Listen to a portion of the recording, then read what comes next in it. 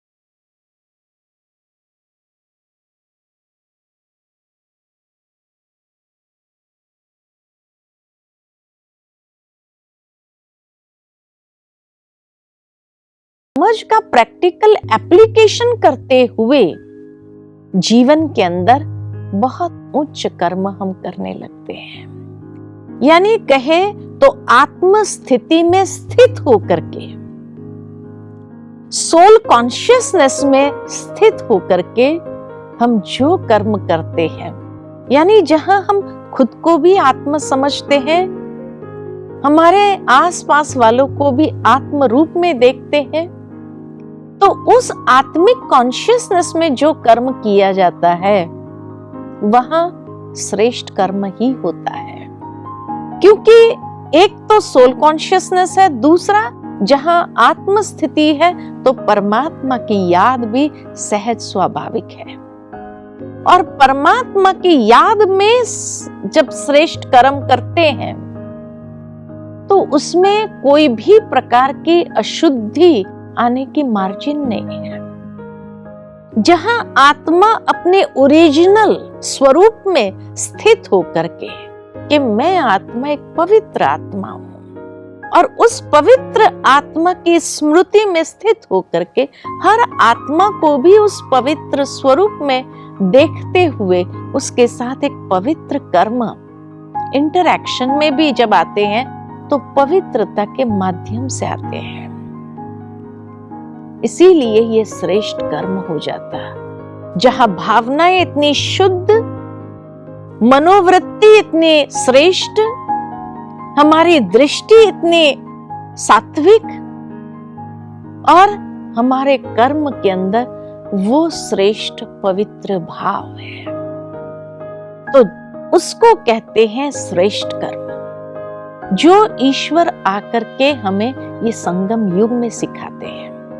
और जो ऐसे श्रेष्ठ कर्म करते हैं उसके फल स्वरूप जो प्रारब्ध प्राप्त होता है, क्योंकि यहाँ यही सोल कॉन्शियसनेस या पवित्र कर्म करने की प्रेरणा जब मिलती है, लेकिन उसका प्रैक्टिकल एप्लीकेशन जब व्यक्ति करता है तो ये पुरुषार्थ हो गया, पुरुष अर्थ, यानी आत्मा पुरुष के उत्थान अर्थ, उन्नति अर्थ। और जब ऐसे पुरुषार्थ व्यक्ति करता है तो उसके फल स्वरूप सतयुग और त्रेता युग का प्रारब्ध हम प्राप्त करते हैं। लेकिन वहां जो कर्म करते हैं उसको कहा जाता है, क्योंकि प्रारब्ध भोगने का कर्म है, तो उसको कहा जाता है अकर्म। अकर्म और श्रेष्ठ कर्म में अंतर क्या है, उसका अगर मैं एक उदाहरण खाली दूं कि मान लो कि मैं अपने हाथों से जमीन में एक बीज बोती हूं, ये कर्म मैंने किया। अब उस बीज को मैं पानी देती हूँ, उसकी परवरिश करती हूँ, उसमें से पौधा निकलता है, वो पौधे की परवरिश करते हुए धीरे धीरे वो वृक्ष बना, उस वृक्ष के ऊपर फल लगे और फल मैंने तोड़ा और खाया। दोनों कर्म मैं ही कर रही हूं। बीज बोने का कर्म भी मैंने किया, फल तोड़ के खाने का कर्म भी मैंने किया। लेकिन दोनों कर्म में अंतर क्या है? अंतर यही है कि बीज बोने का जो कर्म है वो श्रेष्ठ कर्म है और फल तोड़ के खाने का जो कर्म है उसको कहा जाता अकर्म।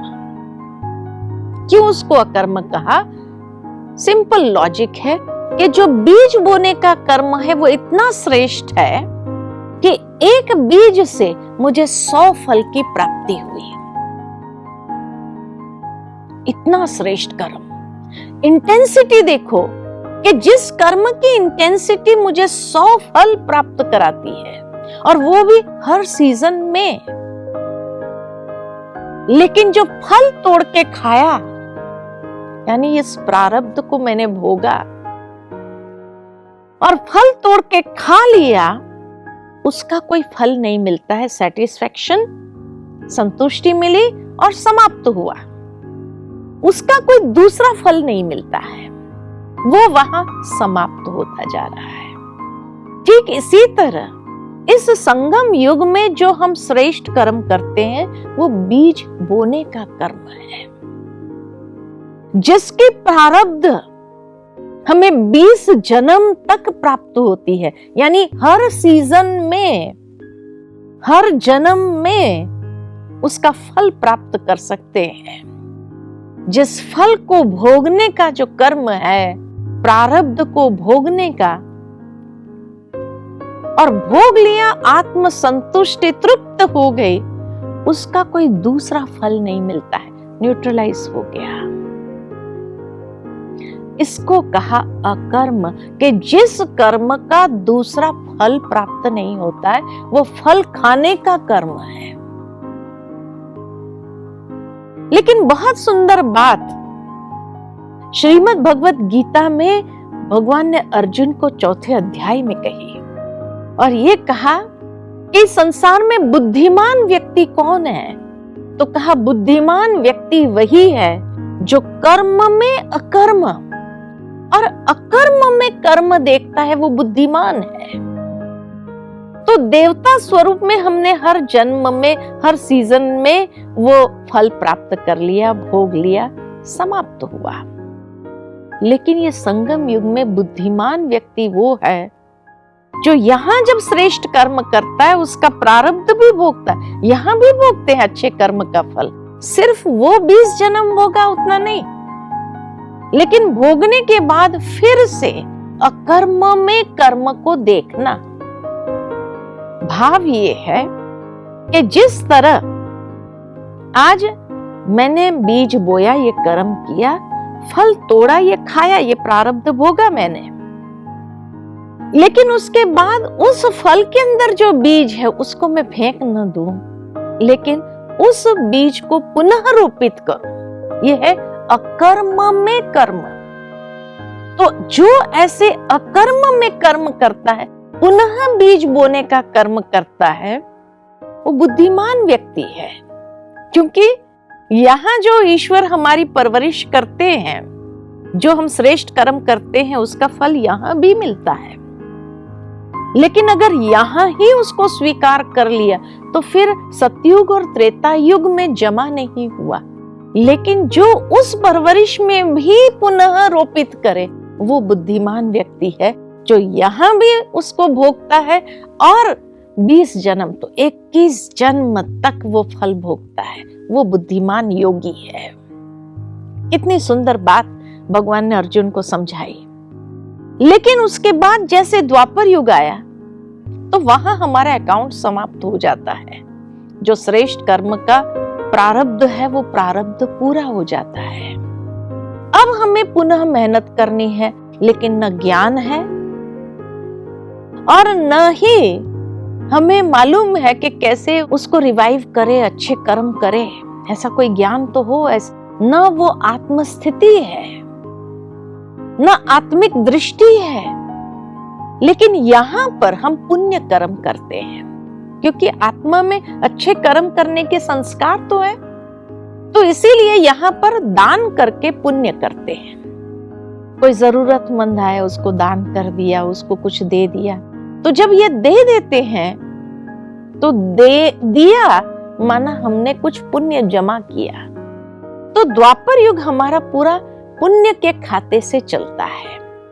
देते हैं और लेते जाते हैं, वहीं देते हैं ले जाते हैं। जिस तरह से दुनिया में हम देखते हैं कि कोई हॉस्पिटल बनाता है, लाखों लोगों को हेल्थ का दान करता है, तो उसका दूसरे जन्म में अच्छी हेल्थ मिलती है।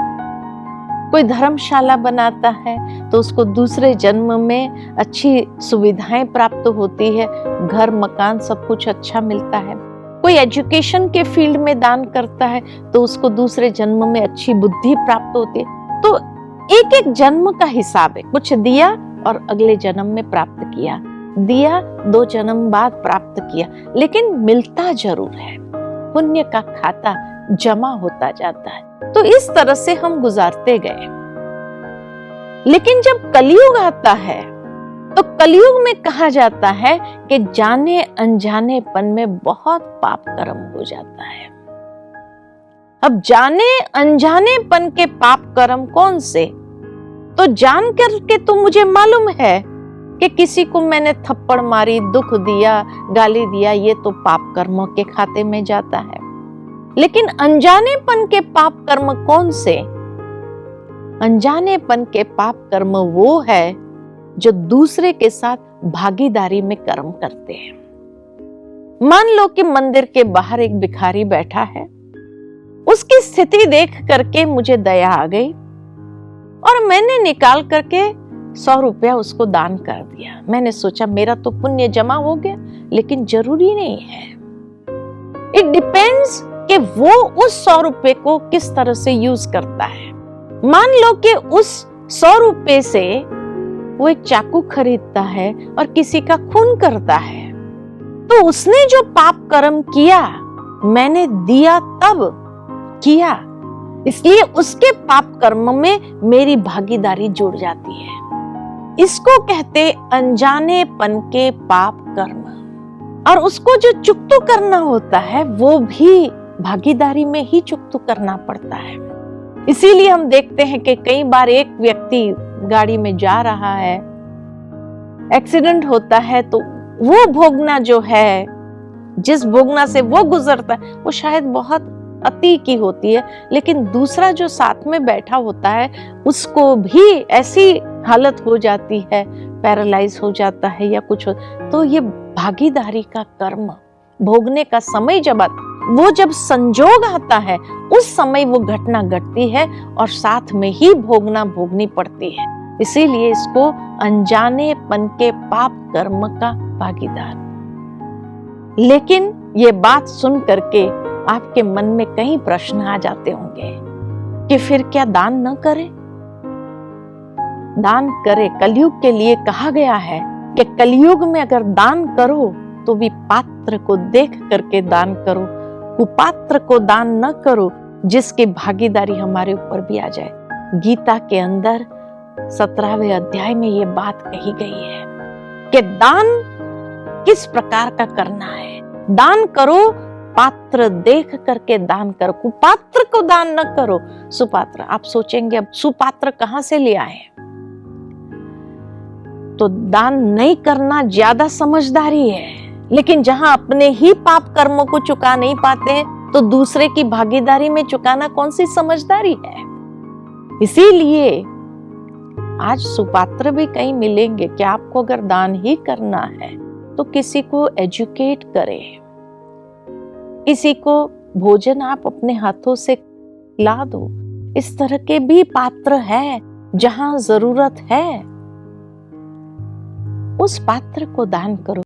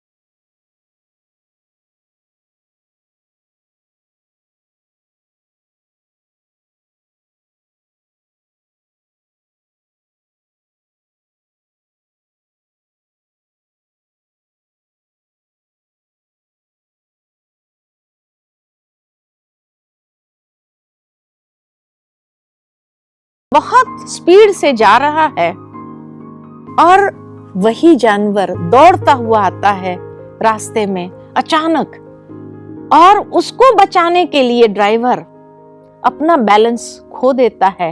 और कई बार हम देखते हैं कि पूरी बस ब्रिज पर थी और ब्रिज से एकदम वो दीवार तोड़ करके नीचे नदी में गिरती है, और जो भी लोग होते हैं वो भी घायल होते हैं। सभी कहते हैं एक ड्राइवर की मिस्टेक से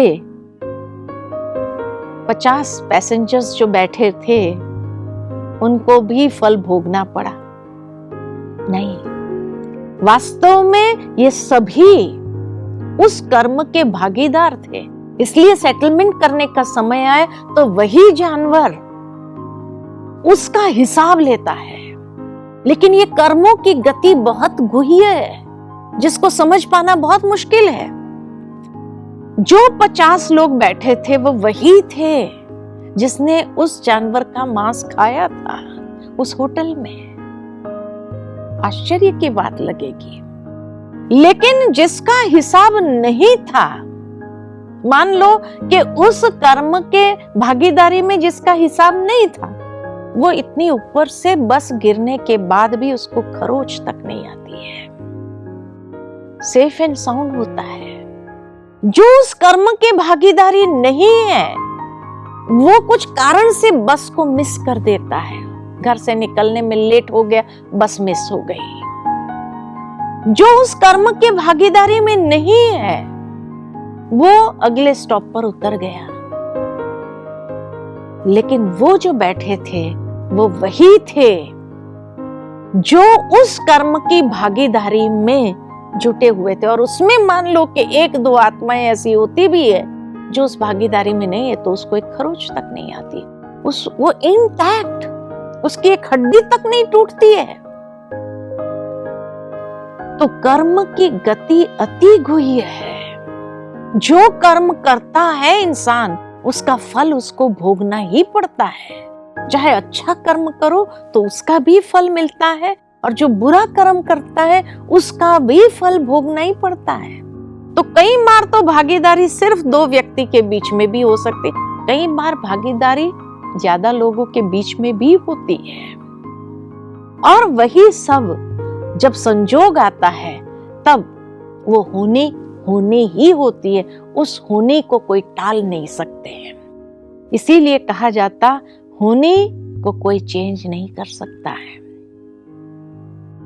और ज्यादा भागीदारी होती है तो मना एक फ्लाइट में जाते हैं, फ्लाइट क्रैश होता है और उसमें भी अगर कोई ऐसा व्यक्ति है जिसका उस भागीदारी से कोई मतलब नहीं था, वो इतना ऊपर से गिरने के बाद भी बच जाता है।